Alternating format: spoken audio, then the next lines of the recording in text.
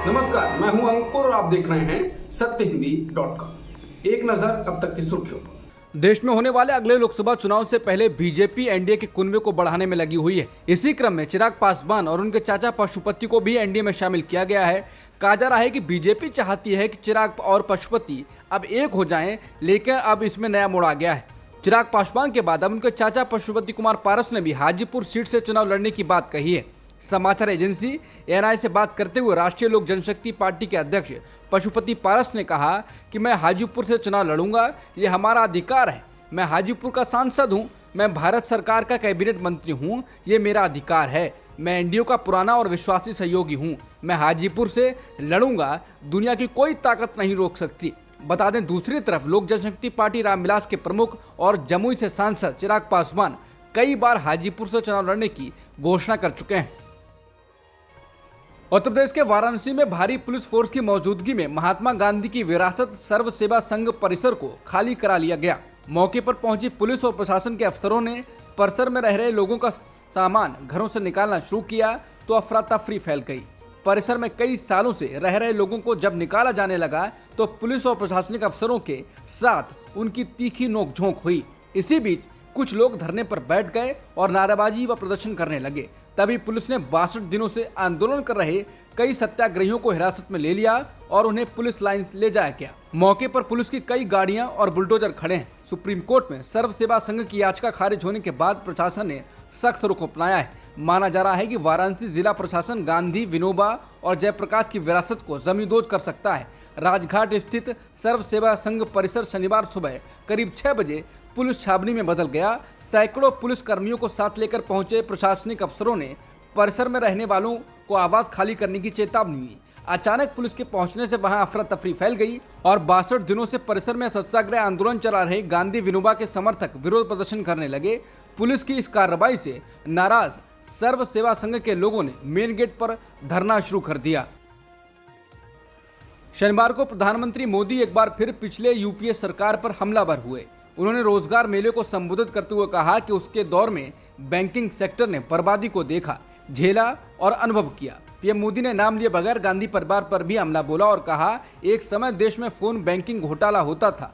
पहले की सरकार में बैंक से लोन एक परिवार के लोग दिलवाते थे। उन्होंने कहा कि पिछली सरकार ने बैंकों को नुकसान पहुंचाया और हमने बैंक लूटने वालों की संपत्ति जब्त की। उन्होंने कहा कि अर्थव्यवस्था के विस्तार में हमारे बैंकिंग सेक्टर की बहुत बड़ी भूमिका होती है। आज भारत उन देशों में से एक है जहां का बैंकिंग सेक्टर सबसे मजबूत माना जाता है, लेकिन 9 वर्ष पहले ऐसी स्थिति नहीं थी।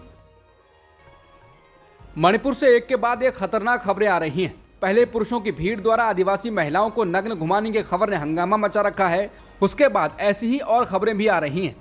अब एनडीटीवी की रिपोर्ट के अनुसार कोकचिंग जिले के सैरो गांव में एक स्वतंत्रता सेनानी की 80 वर्षीय पत्नी को एक सशस्त्र समूह ने उसके घर के अंदर बंद कर दिया और आग लगा दी। उनके पति एस चुराचंद सिंह, जिनकी मृत्यु 80 साल की आयु में हुई, एक स्वतंत्रता सेनानी थे जिन्हें पूर्व राष्ट्रपति एपीजे अब्दुल कलाम ने सम्मानित भी किया था। ये घटना 28 मई के शुरुआती घंटों में हुई जब बड़े पैमाने पर हिंसा और गोलीबारी हुई। स्वतंत्रता सेनानी की पत्नी 80 वर्षीय इवेटोम्बी उस घर के अंदर थी जिसे उनके गांव पर हमला करने वालों ने बाहर से बंद कर दिया था। उन्होंने घर में आग लगा दी। इवेटोम्बी के 22 वर्षीय पोते प्रेमकांत ने एनडीटीवी को बताया कि जब तक उनका परिवार उन्हें बचाने के लिए आया तब तक आग ने उनको अपनी चपेट में ले लिया था। प्रेमकांत ने एनडीटीवी को बताया कि वो बहुत मामूली अंतर से मौत से बच गए। जब उन्होंने अपनी दादी को बचाने की कोशिश की तो गोलियां उनकी बाह और जांघ को छू गईं। प्रेमकांत ने एनडीटीवी को बताया कि जब हम पर हमला हुआ तो मेरी दादी ने हमसे कहा कि अभी भागो और कुछ देर बाद वापस आओ, मुझे लेने के लिए वापस आओ। जब हम वहां से निकले तो उन्होंने कहा। प्रेमकांत ने कहा कि दुर्भाग्य से वो उनके आखिरी शब्द थे। मणिपुर पुलिस ने ट्वीट कर बताया है कि महिला उत्पीड़न और हिंसा के वायरल वीडियो मामले में शनिवार को एक और गिरफ्तारी की गई है। अब तक कुल 6 लोग गिरफ्तार किए जा चुके हैं, जिसमें एक नाबालिग शामिल है। मणिपुर पुलिस ने अपने ट्वीट में बताया, 2 महिलाओं से जुड़े 4 मई 2023 के वायरल वीडियो मामले में आज एक और अभियुक्त को गिरफ्तार किया गया है। कुल मिलाकर अब तक 5 मुख्य अभियुक्त गिरफ्तार किए गए हैं और एक नाबालिग को पकड़ा गया है। एक अन्य ट्वीट में बताया गया है कि राज्य पुलिस कई संदिग्ध ठिकानों पर छापेमारी कर बाकी अपराधियों की गिरफ्तारी के लिए हर संभव प्रयास कर रही है। केरल के मुख्यमंत्री पिनराई विजयन ने मणिपुर की घटना का जिक्र करते हुए बीजेपी आरएसएस पर निशाना साधा। उन्होंने शनिवार को कहा कि देश के धर्मनिरपेक्ष लोकतांत्रिक समाज को ये महसूस करना चाहिए कि संघ परिवार के एजेंडे ने मणिपुर को दंगा जोन में बदल दिया है। संघ परिवार मणिपुर में नफरत का बीज बो रहा है। पी विजयन ने तिरुवनंतपुरम में कहा कि दंगे की आड़ में जो हो रहा है वो ईसाइयों पर हमला है। ईसाई जनजातीय समूह के चर्चों पर संगठित तरीके से हमला किया गया और उन्हें नष्ट कर दिया गया। संघ परिवार ने राजनीतिक लाभ के लिए मणिपुर को दंगा क्षेत्र में तब्दील कर दिया है। मणिपुर में महिलाओं के साथ हुए यौन उत्पीड़न के मामले में बीजेपी सांसद और भारतीय कुश्ती महासंघ के निवर्तमान अध्यक्ष ब्रजभूषण शरण सिंह ने कहा है कि ये बहुत दुखद घटना घटी है। आजाद भारत में और भी भारत के एक प्रांत में ये घटना घटी। भारत के प्रधानमंत्री जी ने इसको संज्ञान में लिया है। आपने प्रधानमंत्री जी का वक्तव्य सुना होगा। फिर भी घटना घट चुकी है और घटना निंदनीय है। हालांकि कांग्रेस नेता जयराम रमेश ने ब्रजभूषण के बयान पर कहा है, बस अब यही देखना बाकी था।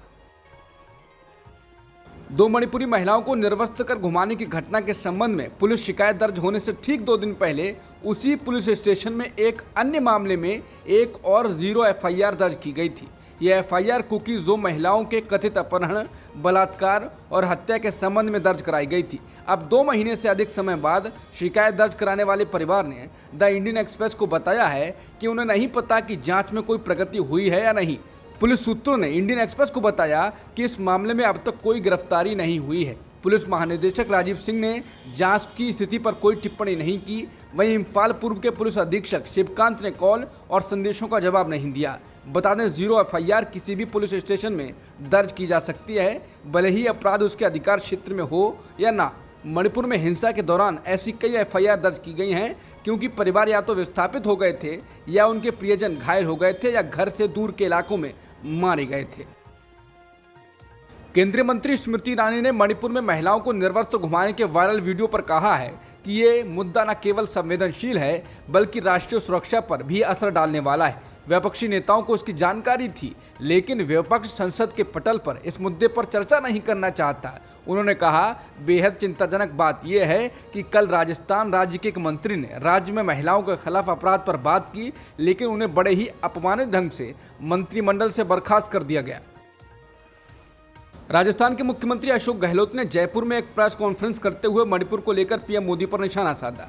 सीएम गहलोत ने कहा कि पीएम मोदी मणिपुर नहीं जा सकते तो उन्हें एक बैठक बुलानी चाहिए थी और मणिपुर के हालात की समीक्षा करनी चाहिए थी। मुख्यमंत्री ने कहा कि जिस तरह से प्रधानमंत्री मोदी ने कहा कि राजस्थान और छत्तीसगढ़ के सीएम को राज्य में कानून व्यवस्था की स्थिति का ध्यान रखना चाहिए, उससे राजस्थान की भावनाएं आहत हुई। उन्होंने कहा, पीएम कहते हैं 140 करोड़ जनता को शर्मसार होना पड़ रहा है। 140 करोड़ जनता शर्मिंदा नहीं है, वो तो दुखी है आपकी सरकार के कारनामों और आपकी लापरवाही से।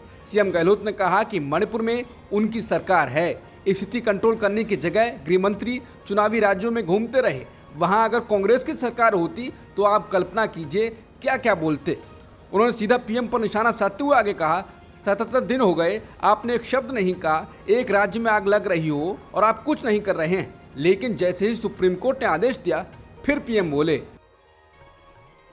मणिपुर के इम्फाल में महिला प्रदर्शनकारियों द्वारा घारी इलाके में एक मुख्य सड़क के दोनों किनारों को जाम करने की ताजा हिंसा की सूचना मिली है। विरोध प्रदर्शन के दौरान महिला प्रदर्शनकारियों ने टायर जलाए, जिसके बाद पुलिस को कार्रवाई करनी पड़ी। न्यूज़ एजेंसी पीटीआई ने खबर देते हुए घटना के वीडियो जारी किए हैं। प्रदर्शनकारियों को शांत कराने के लिए मणिपुर सशस्त्र पुलिस, सेना और तुरंत कार्रवाई बटालियन मौके पर पहुंची। सुरक्षा बलों ने आग बुझाई और स्थिति को नियंत्रित किया। प्रदर्शनकारियों पर काबू पाने के लिए कई इलाकों में फ्लैग मार्च किया गया। द हिंदू अखबार की एक रिपोर्ट के मुताबिक मणिपुर के थौबल जिले में 3 महिलाओं के कपड़े उतारकर उन्हें नग्न घुमाने की घटना के 2 दिन बाद 6 मई को इम्फाल पूर्व में एक 45 वर्षीय महिला को निर्वस्त्र कर आग लगा दी गई। महिला के जले हुए शरीर की एक तस्वीर अब सोशल मीडिया पर सामने आई है। ये घटनाएं 3 मई को राज्य में जातीय हिंसा भड़कने के बाद से महिलाओं के खिलाफ किए गए लगातार अपराधों में से एक है। थौबल घटना का वीडियो इस सप्ताह वायरल हुआ था। राज्य में मई से ही इंटरनेट बैन कर दिया गया था। इस वजह से वहां के दिल दहलाने वाले वीडियो अब धीरे धीरे सामने आ रहे हैं। पुलिस ने अब 4 आरोपियों को गिरफ्तार किया है। कांगपोकपी में दर्ज एक अन्य 0 एफआईआर के अनुसार 4 मई को इम्फाल पूर्व में 2 महिलाओं के साथ रेप किया गया, उन्हें प्रताड़ित किया गया और उनकी हत्या कर दी गई। मणिपुर में शर्मनाक यौन हिंसा के शिकार में 2 महिलाओं के वीडियो बुधवार को सामने आने के बाद सारा देश गम और गुस्से में है। इस घटना की हर तरफ निंदा हो रही है। इस जघन्य कांड की चर्चा सड़क से लेकर संसद तक में हो रही है। इस घटना के बाद पीड़ित महिलाएं और उनका परिवार सदमे में है। आरोपियों ने 21 वर्षीय एक महिला के साथ गैंगरेप करने से पहले उसके पिता और 9 वर्ष के छोटे भाई को उसके सामने ही मार डाला था। अब उस पीड़िता की मां ने एनडीटीवी से एक बातचीत में कहा है कि वो और उनके परिवार का अब अपने गांव लौटने की कोई संभावना नहीं है। उन्होंने कहा है कि नहीं, हम वापस नहीं जा सकते हैं, मैं वापस नहीं जाना चाहती। हमारे घर जला दिए गए हैं, हमारे खेत बर्बाद हो गए हैं, मैं वापस क्यों जाऊंगी? मेरा गांव जल गया है। अब मुझे नहीं पता कि मेरा और मेरे परिवार का भविष्य क्या होगा। पीड़िता की मां इस घटना के बाद इतने गहरे सदमे में है कि इस बातचीत में वो कुछ मिनट से ज्यादा बोल नहीं पाई। इस छोटी सी बातचीत में उन्होंने आरोप लगाया कि हिंसा को रोकने या लोगों की सुरक्षा के लिए मणिपुर सरकार ने पर्याप्त कदम नहीं उठाए। आरोप है कि एबीवीपी और वीएचपी के कार्यकर्ता आज पूर्वांचल शाहजहांपुर जिले के अकोदिया क्षेत्र में स्थित अल्फोंसा हायर सेकेंडरी स्कूल पहुंचे। कार्यकर्ताओं ने स्कूल पहुंचकर प्रबंधन को न केवल जमकर आड़े हाथों लिया, बल्कि बच्चों को परिसर में इकट्ठा करके कई विद्यार्थियों के माथे पर तिलक लगाए। प्रांगण में प्रार्थना स्थल पर सबको बिठाकर हनुमान चालीसा का पाठ करवाया और जय जय श्री राम के नारे लगवाए। घटनाक्रम के दौरान स्कूल के टीचर और प्रबंधन के लोग हाथ बांधे एवं डरे सहमे एक तरफ खड़े होकर पूरा माजरा देखते रहे। प्रदर्शनकारियों का आरोप है कि स्कूल प्रबंधन हिंदू धर्मावलंबी विद्यार्थियों को उनके धर्म का पालन करने से रोकता है, यीशु को मानने का दबाव बनाया जाता है। शुक्रवार को स्कूल परिसर में हुई एक कथित घटना का उल्लेख भी प्रदर्शनकारियों ने किया और सवाल जवाब किए। पूछा गया कि शुक्रवार को 2 विद्यार्थी तिलक लगाकर स्कूल पहुंचे तो टीचरों ने तिलक मिटाकर आने के बाद ही स्कूल प्रांगण में प्रवेश की बात क्यों की? तिलक मिटाने को छात्र तैयार नहीं हुए तो टीचरों ने जबरन तिलक क्यों मिटाए? बता दें, शुक्रवार को विद्यार्थियों ने घर पहुंचकर पूरी बात परिजनों को बताई थी। परिजन कुपित हुए थे। बात कट्टरपंथी संगठनों तक पहुंची तो वो लामबंद हो गए। गोरखपुर विश्वविद्यालय के कुलपति प्रोफेसर राजेश सिंह को शुक्रवार को एबीवीपी के छात्रों ने पीटा, उनके साथ छीना झपटी की गई और साथ में मारपीट। एबीवीपी के कार्यकर्ताओं ने वाइस चांसलर के चैम्बर में घुसकर तोड़फोड़ कर दी, दरवाजा उखाड़ कर फेंक दिया। इसके बाद वाइस चांसलर और रजिस्ट्रार को दौड़ा कर पीटा। इतना ही नहीं, बीच बचाव करने आए पुलिस वालों से भी मारपीट की गई। बाद में पुलिस वालों ने लाठीचार्ज कर एबीवीपी कार्यकर्ताओं को खदेड़ा। बवाल में वाइस चांसलर, रजिस्ट्रार, 3-4 एबीवीपी कार्यकर्ता और पुलिसकर्मी घायल हुए हैं। सभी को अस्पताल भेजा गया। दरअसल दीनदयाल उपाध्याय गोरखपुर विश्वविद्यालय के छात्र पिछले कई दिनों से धरना प्रदर्शन कर रहे हैं। प्रदर्शन कर रहे एबीवीपी के छात्रों का ये धरना यूनिवर्सिटी में फीस। स्टार भारतीय महिला पहलवान विनेश फोगाट और ओलंपिक मेडलिस्ट बजरंग पूनिया को दिल्ली हाईकोर्ट ने बड़ी राहत दी है। न्यायमूर्ति सुब्रमण्यन प्रसाद ने इन दोनों पहलवानों के एशियाई खेलों के ट्रायल से दी गई छूट की चुनौती याचिका को खारिज कर दिया है। ये याचिका अंडर 20 विश्व चैंपियन अंतिम पंघाल और अंडर 23 एशियाई चैंपियन सुजीत कलकल ने लगाई थी। कई जूनियर पहलवान, उनके माता पिता और कोच ने गुरुवार को दिल्ली में भारतीय ओलंपिक संघ के मुख्यालय पर एशियाई खेलों के ट्रायल से विनेश फोगाट और बजरंग पूनिया को दी गई छूट वापस लेने और निष्पक्ष ट्रायल कराने की मांग करते हुए प्रदर्शन भी किया था। उत्तराखंड के उत्तरकाशी जिले के पुरोला में शुक्रवार देर रात बादल फटा है। इसके कारण इलाके में घरों, दुकानों और सड़कों को भारी नुकसान पहुंचने की खबर है। हालांकि राहत की बात यह है कि किसी के जान जाने की कोई सूचना नहीं है। मीडिया रिपोर्ट के मुताबिक स्थानीय प्रशासन ने बताया है कि बादल फटने की इस घटना में कई घर, वाहन और सड़कें क्षतिग्रस्त हो गई हैं। प्रशासन इसके कारण हुए नुकसान का आकलन करने की कोशिश कर रहा है। भारी बारिश को देखते हुए उत्तरकाशी के जिला मजिस्ट्रेट शनिवार से स्कूलों को बंद करने का आदेश दिया है। काफ़ी ज़्यादा बारिश होने के कारण उत्तरकाशी में प्रमुख नदियां उफान पर हैं। जिले की सड़कें भी पहाड़ों का मलबा गिरने से अवरुद्ध हैं। प्रधानमंत्री मोदी ने वीडियो कॉन्फ्रेंसिंग के जरिए 70,000 से ज्यादा नौजवानों को ज्वाइनिंग सेंटर लेटर सौंपे। रोजगार मेले के तहत पीएम मोदी ने देश में 20 से भी ज्यादा राज्यों में 44 जगहों को मौजूद लोगों को संबोधित किया। इस मौके पर पीएम मोदी ने कहा कि आज़ादी के अमृत महोत्सव में जब देश विकसित होने के लक्ष्य पर काम कर रहा है, आपका सरकारी नौकरी में आना बहुत बड़ा अवसर है। ये आपके परिश्रम का नतीजा है। कांग्रेस ने पीएम मोदी की ओर से वीडियो कॉन्फ्रेंसिंग के जरिए नए भर्ती होने वाले 70,000 लोगों को नियुक्ति पत्र दिए जाने पर तंज कसा है। कांग्रेस अध्यक्ष मल्लिकार्जुन खड़गे ने कहा कि देश में 3 साल में हजारों छोटे उद्योग बंद हो गए, सरकारी विभागों में भी हजारों पद खाली हैं, लेकिन प्रधानमंत्री नियुक्ति पत्र बांटने का नाटक कर रहे हैं। खड़गे ने ट्वीट कर कहा, देश में 3 सालों में ही करीब 20,000 MSME उद्योग ठप हुए, अकेले सरकारी महकमों में ही 30 लाख पद खाली हैं। पर इवेंट जीबी मोदी सरकार के मुखिया मोदी जी किस्तों में भर्ती पत्र बांटकर ऐसा जता रहे हैं कि मानो उन्होंने 2 करोड़ नौकरियां प्रतिवर्ष देने का भाजपाई वादा पूरा कर दिया हो। अरे भाई, वो तो सरकार के स्वीकृत पद हैं, वो तो कब के भरे जाने चाहिए थे। अमेरिका के पूर्व राष्ट्रपति डोनाल्ड ट्रंप की मुश्किलें अब बढ़ने लगी हैं। गोपनीय दस्तावेजों के कथित दुरुपयोग के मामले में उनके खिलाफ 20 मई 2024 में मुकदमा चलाया जाएगा। ट्रंप पर उनके फ्लोरिडा स्थित घर में संवेदनशील फाइलों को रखने के गंभीर आरोप हैं।